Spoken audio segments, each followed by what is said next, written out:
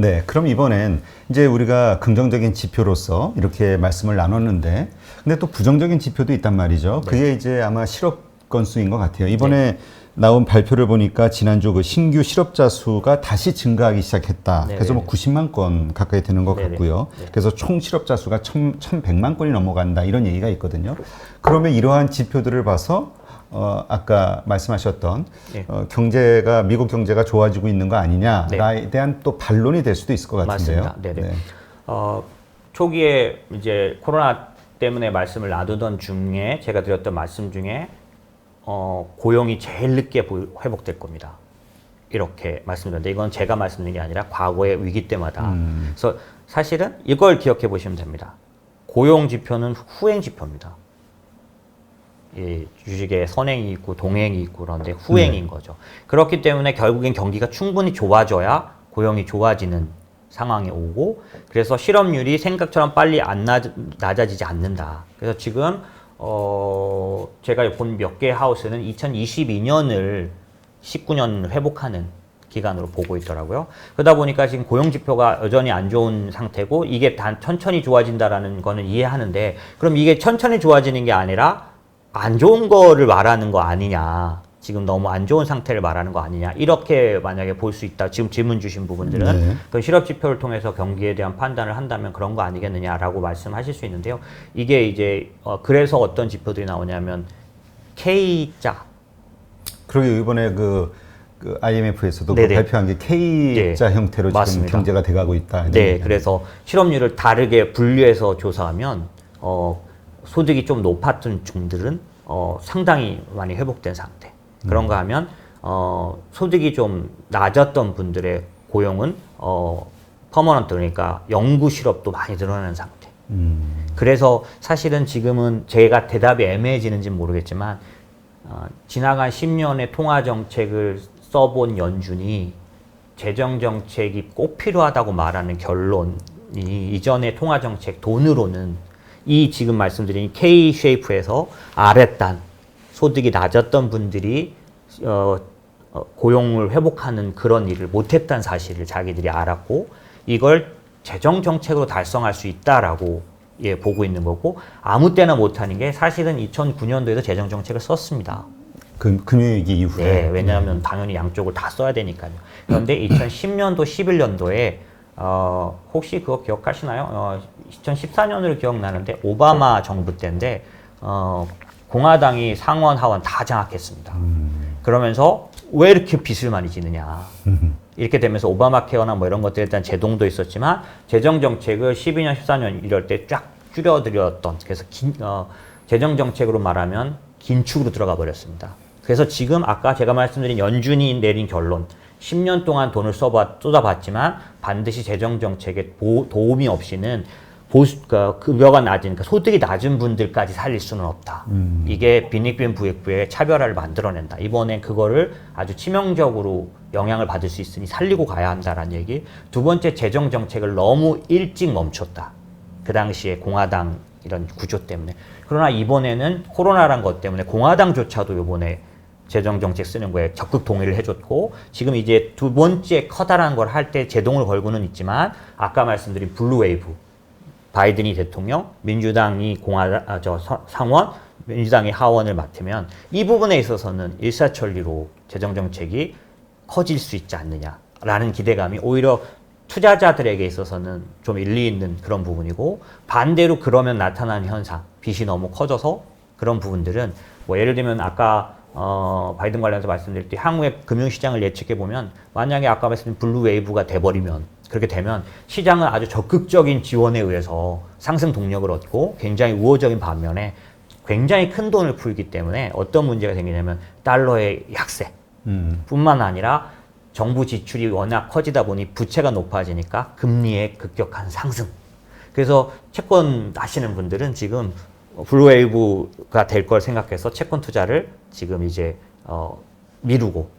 그래서 지금 낮은 금리 사봤자 금리 높아지면 손해잖아요. 네, 그래서 채권도 이제 선물 투자가 있는데 이제 만기별로 그 월별로 분기별이나 월별 그 채권 금리에 대한 금리 선물이 있는데, 거기에 보면 가장 지금까지 제가 몇 년 내 최대 풋 그러니까 팔자 금리 올라간 거에다 배팅이 많이 늘어나 있습니다.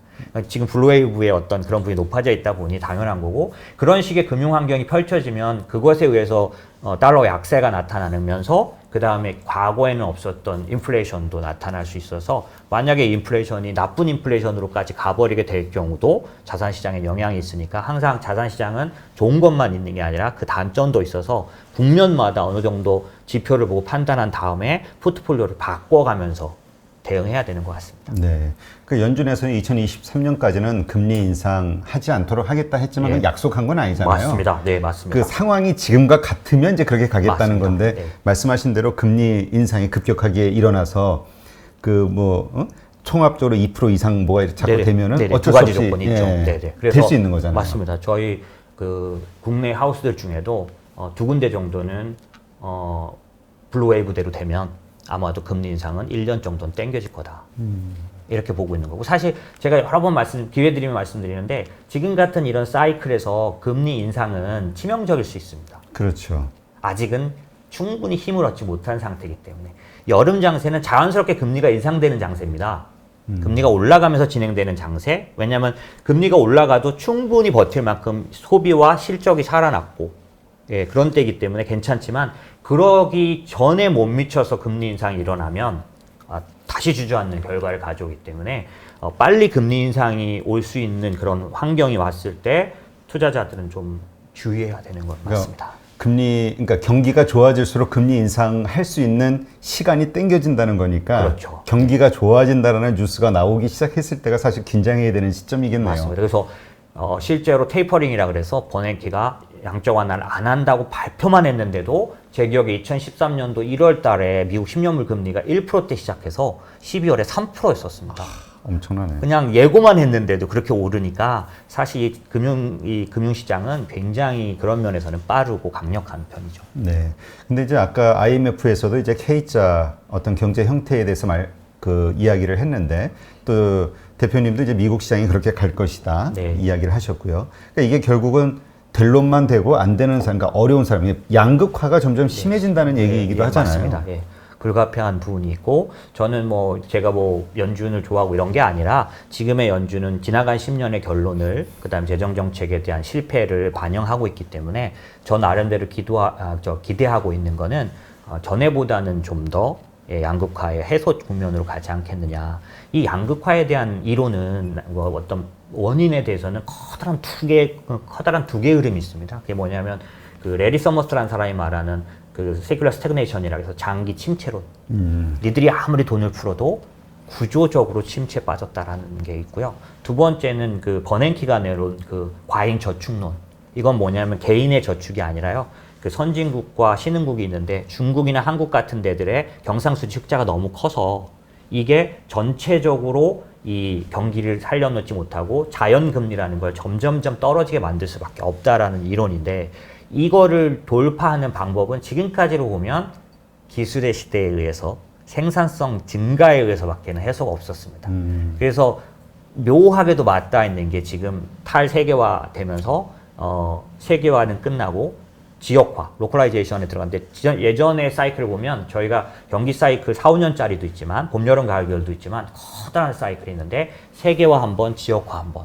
근데 이 지역화 한 번의 사이클에는 반드시 기술 기업들이 생산성 증가에 의해서 조금 전에 저희가 말한 한계. 그러니까 메리 서머스는 구조적으로 그렇다. 버냉키는 신흥국들의 경상수지 흑자가 문제다. 투자하지 않고 이런 거. 이거를 아마도 기술기업의 생산성으로 해결할 수 있지 않을까라는 기대감들이. 그러니까 이제 그러한 버냉키 논리대로라면 우리 한국이나 중국 경상수지 흑자를 내고 있는 이 국가들에게는 엄청난 압박이 펼쳐지는 거 아닌가요? 맞습니다. 환율 문제가 됐든 아니면 수입에 대한 문제가 됐든. 사실은 중국이 지금 탈세계화가 되면서 요번에 중국이 내놓은 오중전에서 발표 예정돼 있는 쌍순환이라는 것 자체도 그 중에 하나가 뭐냐면 내수를 위해서 정책이 뭐냐면 밸류체인을 국내에 다 두겠다는 겁니다. 그렇죠. 예, 그거를 만약에 진행하게 된다면 사실은 저희 같은 아까 그 경상수지 흑자 국가들, 저희 같은 수출 지향적인 이런 구조를 가진 데들은 위기가 그렇죠. 올 수 있고. 이제까지 물건 팔던 고객이 내가 알아서 다 만들겠다는데 맞습니다. 시급하죠. 더군다나 블루웨이브가 돼버렸을 때 바이든은 만약에 상하원의 힘을 얻게 되면 훨씬 더 강력하게 어떤 정책을 쓸 것 같으냐면 외교적으로 오바마와 동일하거든요. 네. 저희가 블루웨이브가 됐을 때 투자에 있어서 주의해야 될 게 두 개가 있는데, 하나는 오바마식 외교는 뭐냐면 트럼프처럼 직접 때리지 않고 그 혈맹을 만드는 이끌고. 구조다 보니까 한국은 반드시 이제 선택의 기로에 오게 됩니다. 그러니까요. 중국으로 갈지 미국으로 갈지. 사실 이 사이에서 이번에 삼성전자나 이런 데들이 수혜를 입기도 했지만 곤란한 상황이 될 수도 있는. 예. 그러니까 오히려 어떤 분들은 트럼프 대통령이 강하고 그렇기 때문에 한국이 그 트럼프 대통령이 됐을 때 더 어려움을 겪을 거라고 생각하시는데, 일반 분들은. 네. 근데 전문가 분들은 이 바이든이 됐을 때 오히려 더 힘들어질 수 만만치 있다라고. 않고 보이지 않지만 상당한 딜레마에 빠질 수도 있는. 왜냐면- 명분을 가지고 오면은 할 말이 없잖아요. 맞습니다. 결정하라고 하는데 특히 미국이 결정하라고 할 때 그걸 벗어나기가 쉽지가 않은 거고요. 네. 근데 그 아까 우리 잠깐 얘기했듯이 지금 총 그 실업자 그 수가 이제 1,100만으로 늘어났잖아요. 네네. 그러니까 이 아래쪽, 네. 그러니까 지금 뭐 많은 그 거기도 무슨 자영업자들의 폐업이 됐든, 네. 그러니까 어려운 분들의 생활은 더 어려워지고, 그러니까 맞습니다. 잃어버린 이 직업은 다시 만들어지기가 쉽지 어렵습니다. 않다. 없습니다. 뭐 이런 얘기가 있던데요. 맞습니다. 저희는 그래서 이제 기술주 투자에 대한 포트폴리오 중에서 저희가 이제 요즘 빅테크 규제가 있다 보니까 저희가 만드는 기술주 포트폴리오 안에는 로보틱스 관련된 인덱스들이 있는데, 이유가 뭐냐면 불가피하게 막을 수 없게 아마도 일자리는 없어져 가고 로봇이 대체될 거로 보여집니다. 예. 그래서 이제 로봇 관련 네. 회사들을 네. 거기에 이제 수요가 또 늘어나게 될 테니까. 네, 맞습니다. 그러니까 참 이게 어떻게 보면은 그 뭐라 그럴까, 적자 생존의 논리긴 하죠. 네. 예. 우울하면- 어디가 우울하면 예. 예, 또 그거에 혜택을 받는 곳이 있고, 맞습니다. 그 투자자 입장에서는 하여튼 그냥 어렵다 혹은 뭐 좋다 네. 이렇게 단순하게 그 평가를 하기보다는 그러한 상황이 됐을 때 그 지역적으로 어떤 파트에서 어떤 일들이 생기는지에 대해서 그 조사하면서 그 투자 아이디어를 찾을 수도 있겠네요. 맞습니다. 그래서 제가 항상 강조하는 중요하게 생각하는 게 구조적으로 변화가 일어나는 거를 보는 게 더 중요하다.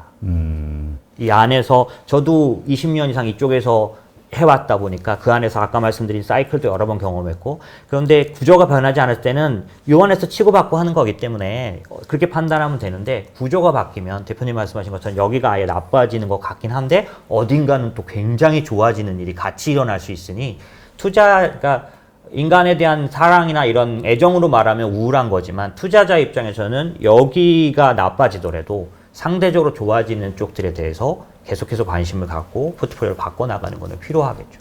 네, 그렇군요.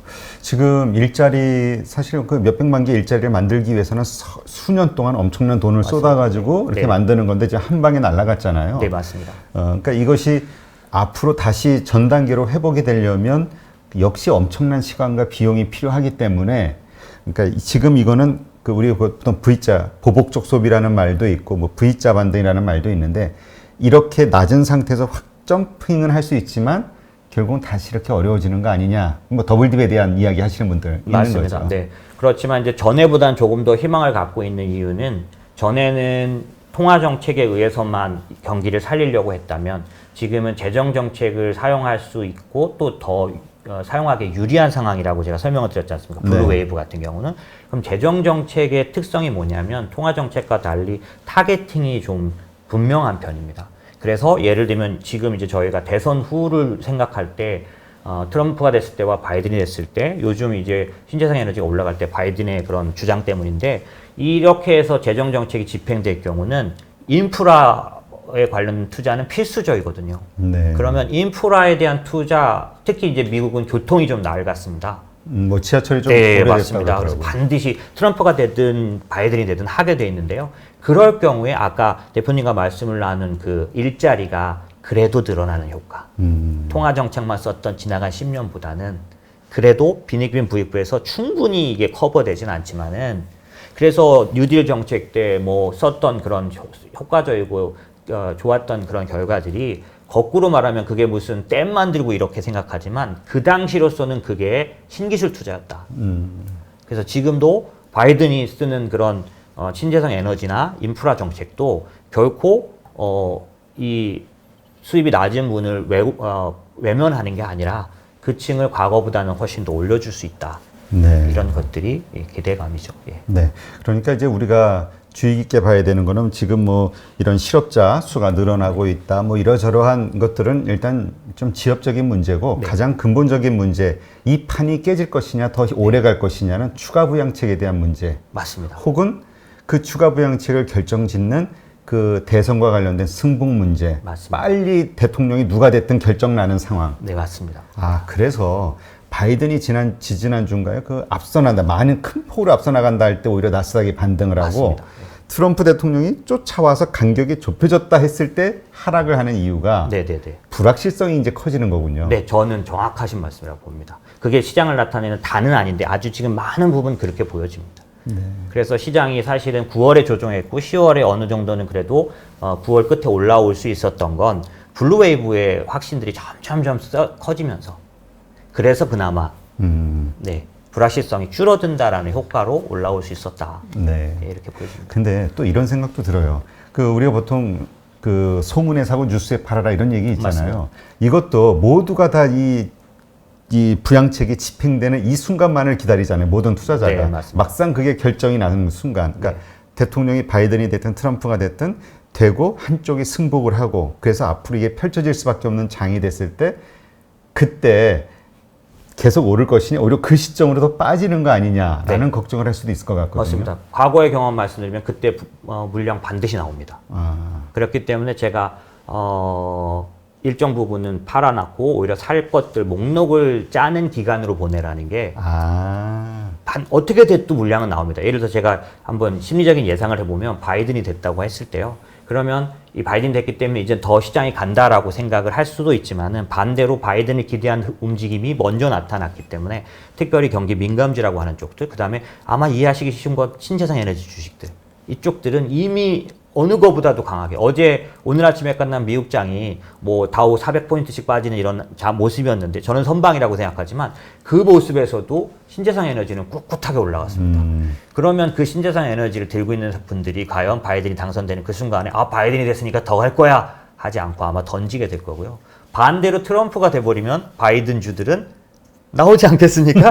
그렇기 때문에 이 대선 후 직후는 엄청난 그런 그 매도량을 받아내는 트럼프 때도 똑같았고 네. 오바마 때도 똑같았습니다. 그러니까 지금 누가 당선되느냐 시나리오를 딱 정해놓고 아까 네. 그 보여주신 도표처럼 내가 그때 어떻게 행동할 것인가도 미리 생각해놔야겠네요. 네. 저는 그러기에 포즈를 이렇게 시간을 준 거니까 오히려 좋다. 확 가버리면 그냥 허겁지겁 쫓아가느냐고 너무 뒤에 사거나 이럴 텐데 지금은 딱 뭐 살지 정해놓고 적절한 때 좀 싸졌을 때 살 수 있는 그런 기회로 볼 수도 있다. 이거 아마 보시는 분들이 화내실지도 모르겠습니다. 참 편한 소리 한다 이러실 수도 있는데 사실 조금만 길게 운영하는 사람 입장에서 보면 물론 이제 자금 중에 일정 부분은 개별 종목도 하시니까 그런 거 아니라 내 자산들 연금이라든지 이런 전체 자산으로 보면 이번 이 불확실성은 그렇게 너무 힘들지는 않은 네.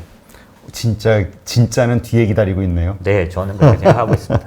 네, 참 투자는 어렵다. 그리고 정말 자기 마음을 정말 잘 다스리고 공포스러울 때 배팅할 줄 알아야 되고 뭔가 미련이 남을 때 후퇴할 줄 알아야 되고 참 이게 너무 어려운 것 같아요. 네, 사실은 마음을 다스리는 거니까 어렵다고 봐야죠. 네. 알겠습니다.